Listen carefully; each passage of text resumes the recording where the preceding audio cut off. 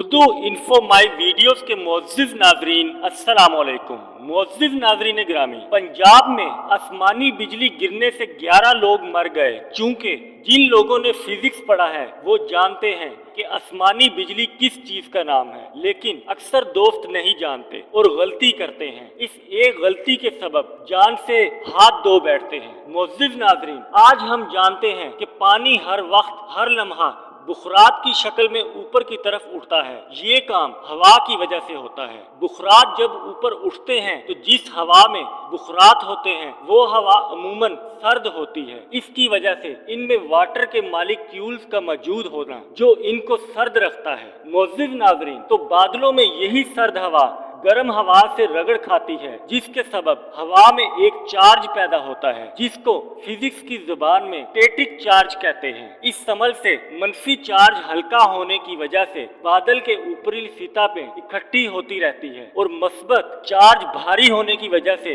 बादल के निचले हिस्से में इकट्ठी होती रहती है। मोअज़्ज़िज़ नाज़रीन, जब इन चार्ज की मिकदार बहुत बढ़ जाए तो मुखालिफ चार्ज की वजह से ये एक दूसरे की तरफ खींचे चले जाते हैं। इस दौरान बिजली पैदा होती है। चूंकि मुखालिफ चार्ज अरबों की तादाद में होता है, इस वजह से तकरीबन करोड़ों वोल्ट और एम्पेयर करंट पैदा होता है। हम घरों में जो बिजली इस्तेमाल करते हैं वो मुख्तलिफ 220 वोल्ट है। करोड़ों वोल्ट की ताकत बहुत ज्यादा है। आसमानी बिजली चूंकि अर्थ ढूंढती है, इस वजह से जो बिजली जमीन पर गिरती है वो आग की शक्ल में होती है, यानी मुकम्मल आग ही होती है, जिसका दर्जा हरारत यानी गुरमाइश 3000 केल्विन तक नोट किया जा चुका है, जिससे बहुत ज्यादा नुकसान का खदशा होता है। मोअज़्ज़िज़ नाज़रीन, ये मुखालिफ चार्ज का एक दूसरे की तरफ खींचने के अमल बादलों के दरमियान में भी होता है, मगर कभी कभार ये बिजली नीचे जमीन की तरफ आती है। ये जैसे ही नीचे आती है तो करीबी ग्राउंड ढूंढती है जिसके ऊपर